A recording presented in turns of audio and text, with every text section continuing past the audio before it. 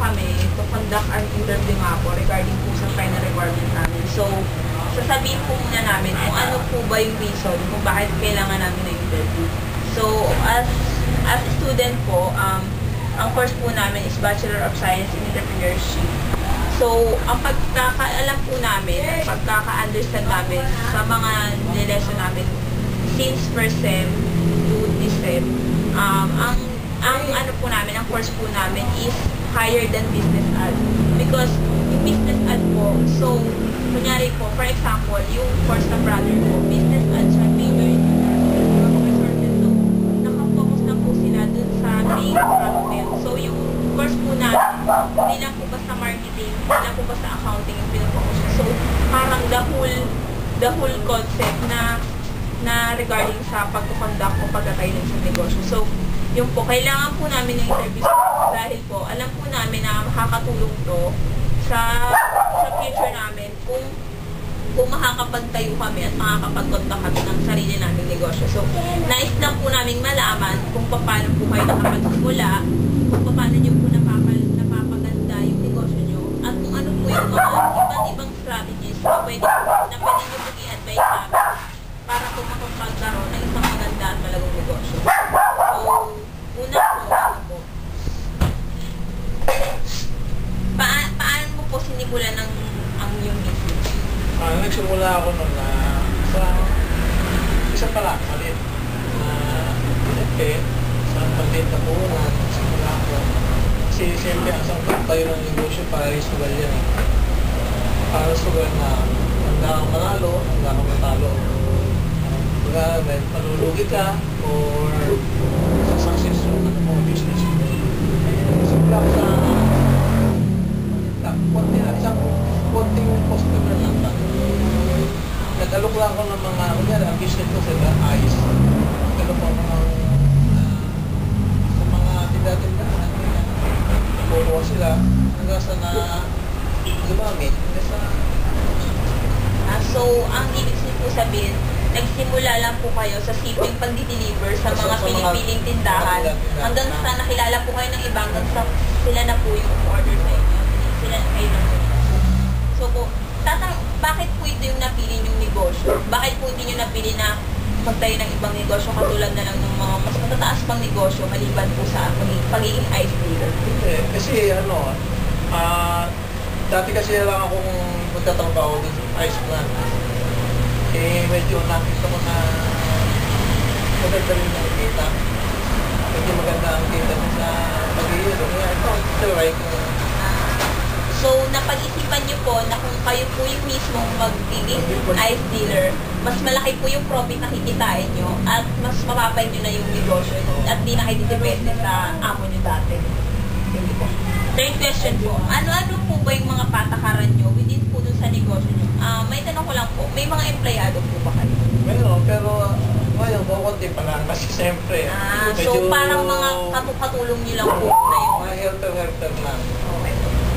Ano po yung mga strategy na ginagamit nyo para po mapalago yung pag-deliver nyo ng item? Ano po yung mga karaniwang ginagawa nyo sa pag-communicate through your customer para po lagi ka naka-smile. Ayaw nakatawa at medyo mabait ka at pasensyoso ka. Okay po.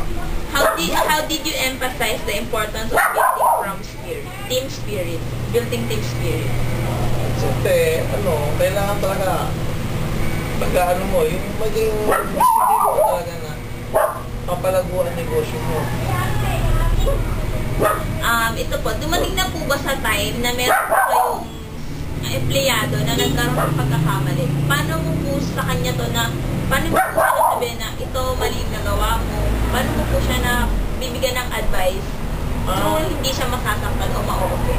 Medyo, siyempre, tawag dito, dandaanin mo para hindi mo maalog sa'yo. Kasi, hindi mawawala yan eh. Kahit sa negosyo, hindi mawawala yan. Dahil pera yan eh. Hindi mo na, kahit na, makapag-anak mo, minsan, hindi nagkakamali din.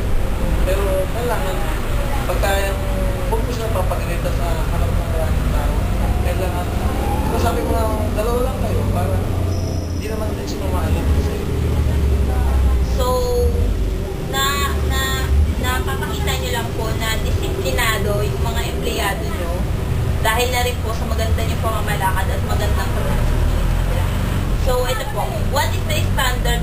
days and hours of your employees. So, anong oras po sila nagsisimula at anong oras din po sila natatapos magtrabaho? Kasi ang sa amin, lalo itong negosyo ng yelo, ano yan eh, parang tawag dito, hindi pare-pares ang oras niyan.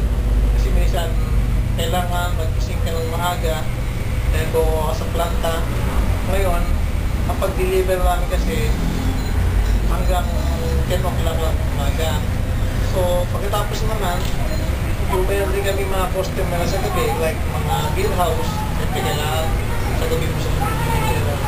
Kaya, ano lang, ang tawag dito sa oras na yun, parang hindi, Overtime na po. o regular lang ano yan.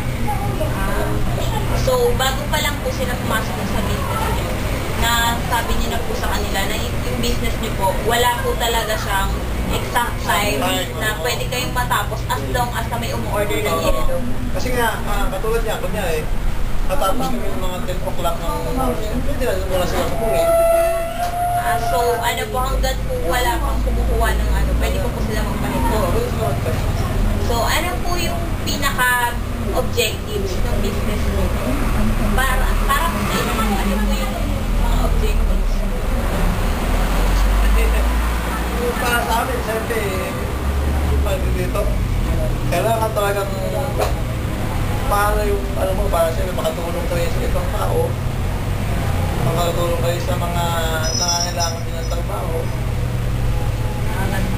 So, yun po, as long as nasabi niyo naman po lahat, naintindihan naman po namin. So, as a student po, maraming salamat po. Siyempre po, nakapagbigay kayo ng mga some information regarding po dun sa business niyo.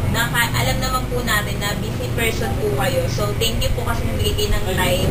Kahit hindi katagalan, dahil po yata kami ng konti. Pero, maraming salamat po. Dahil dito po dahil po sa interview na to, nabigyan niyo kami ng mga some techniques or some strategies kung paano